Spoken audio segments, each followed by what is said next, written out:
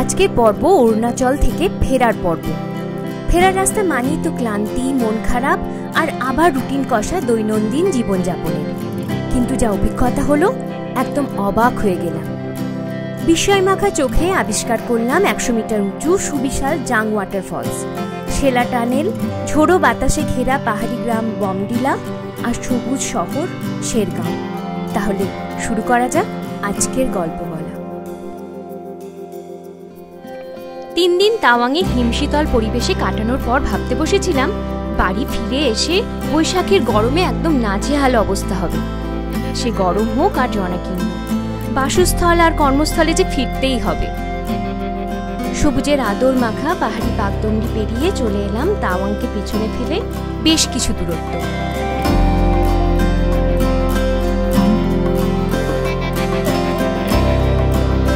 গাছের আড়ালে চোখে পড়ল এক বর্ণনাতীত সৌন্দর্য।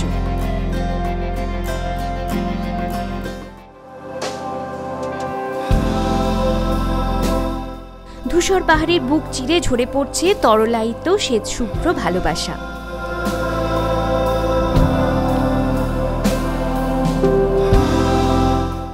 কাছে গিয়ে প্রত্যক্ষ করলাম এই ভালোবাসার বিশালতা।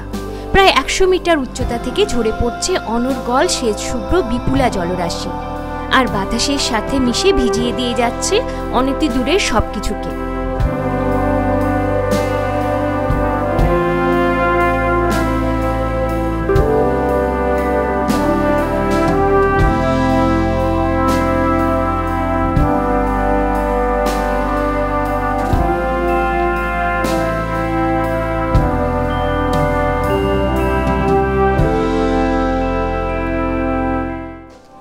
ঝর্ণার দাম্ভিক জলোচ্ছ্বাস কখন যেন মাটির টানে শান্ত সমাহিত রূপ ধারণ করে আর বয়ে চলে নতমস্তকে ছোট ছোট ঢেউকে সঙ্গী করে, আর তারপর হারিয়ে যায় পাহাড়ি বাঁকের মধ্যে দিয়ে।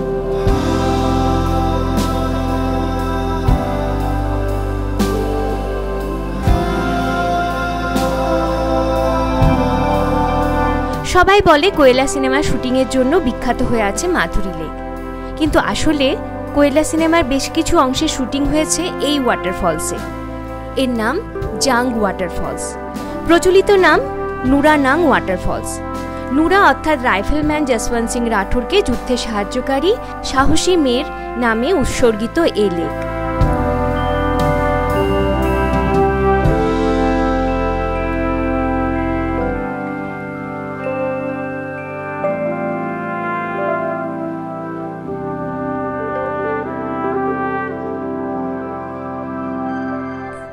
মনে পড়ে যায় সত্যেন্দ্রনাথ দত্তর ঝর্ণা কবিতার লাইন, ঝর্ণা ঝর্ণা সুন্দরী ঝর্ণা, তরলিত চন্দ্রিকা চন্দন বর্ণা, অঞ্চল সিঞ্চিত গৈরিকে স্বর্ণে, গিরিমল্লিকা দোলে কুন্তলে কর্ণে, তনুভরি যৌবন তাপসী অপর্ণা, ঝর্ণা।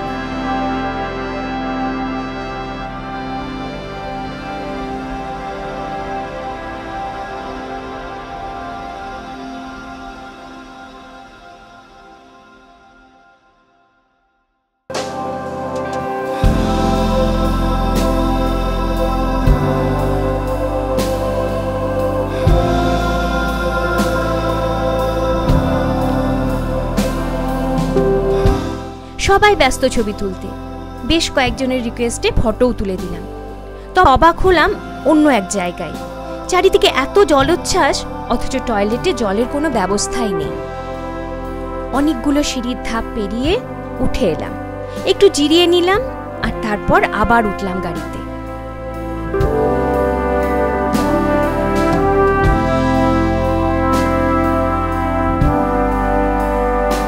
মার্চ মাসে ওয়াটারফলসের এই রূপ দেখে ভাবি, না জানি ঘোর বর্ষায় তা কত অবাধ্য আর উচ্ছলতর হয়ে উঠবে, কে জানে।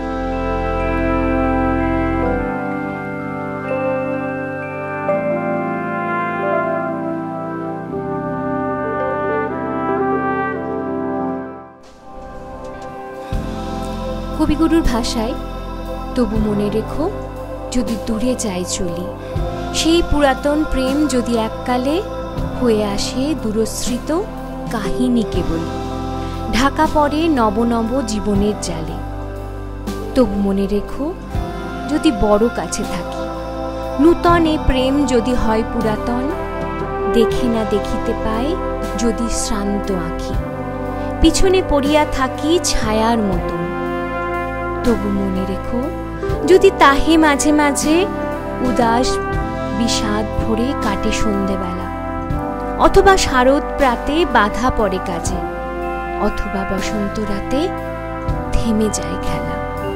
তবু মনে রেখো, যদি মনে পড়ে আর আঁখি প্রান্তে দেখা নাহি দেয় অশ্রুধার।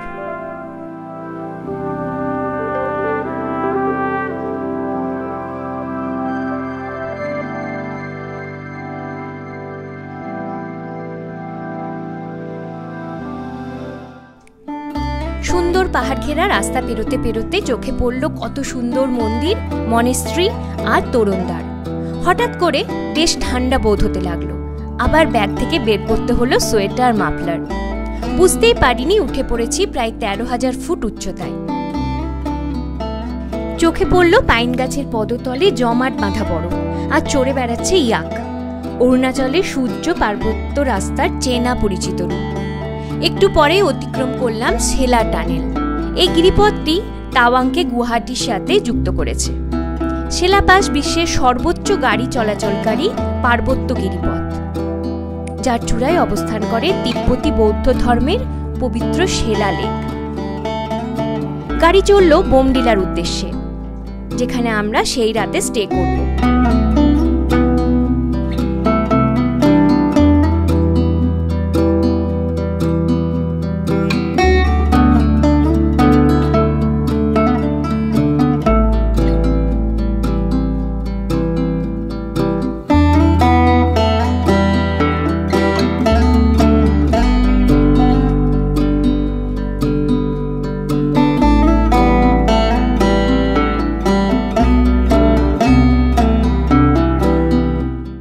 সবুজ পাহাড়ি রাস্তা যেতে যেতে মন পড়েছিল সে অজানা গন্তব্যে।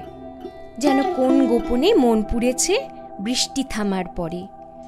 আমার ভিতর ঘরে নয়ন কালো মেঘ জমালো ঝিনুকের অন্তরে, আমার ভিতর ঘরে।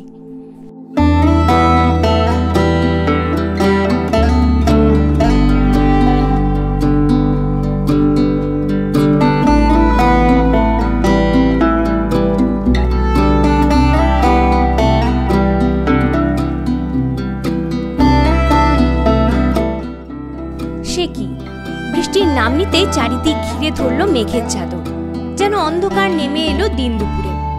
বৃষ্টি যতই ভালো লাগুক না কেন, মনে মনে ভাবছিলাম একবেলা তো সময় বোমডিলা দেখার, বৃষ্টি বোধহয় সব ভেস্তে দিল।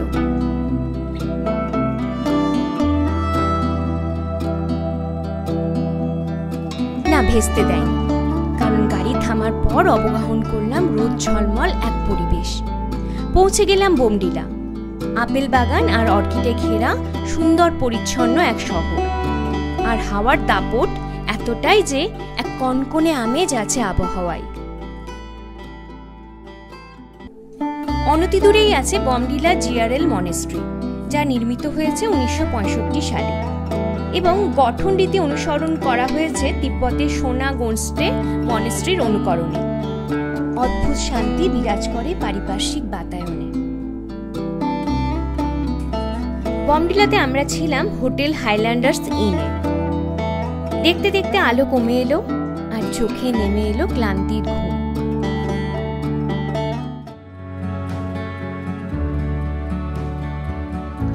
সকালবেলায় ব্রেকফাস্ট সেরে রওনা হলাম গুয়াহাটির উদ্দেশ্যে।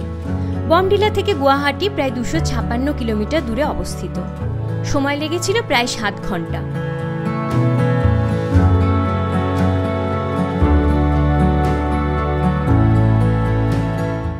রাস্তায় পড়ে শেরগাঁও, অপূর্ব প্রাকৃতিক সম্পদের ভাণ্ডার।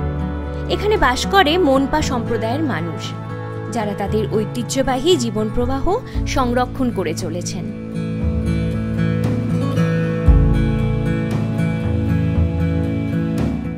সবুজ উপত্যকা ঘেরা এই অঞ্চল দেখে এতই মুগ্ধ হয়েছিলাম যে ঠিক করেছিলাম পরের বার অরুণাচল এলে অবশ্যই শেরগাঁওয়ে কাটিয়ে যাব কিছুদিন।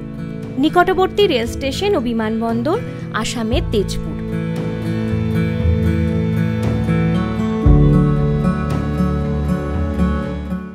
রাস্তায় যেতে যেতে চোখে পড়ল বিভিন্ন প্রজাতির পাখি।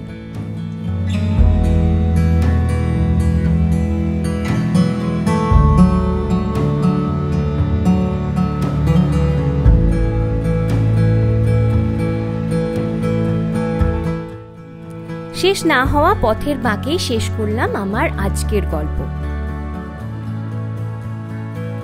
সকলে পাশে থাকবেন আর অবশ্যই জানাবেন আপনাদের মতামত। কবিতায় পথ চলা, কবিতায় গল্প বলা। আমাদের ভিডিও ভালো লাগলে অবশ্যই লাইক আর সাবস্ক্রাইব করুন আমাদের চ্যানেল ভালোবেসে কবিতা ও ভ্রমণ। অন্য স্বাদের ভিডিও নিয়ে দেখা হবে খুব তাড়াতাড়ি অন্য কোনো গন্তব্যযাত্রায়। ততদিন ভালো থাকবেন আর অনেক অনেক ধন্যবাদ।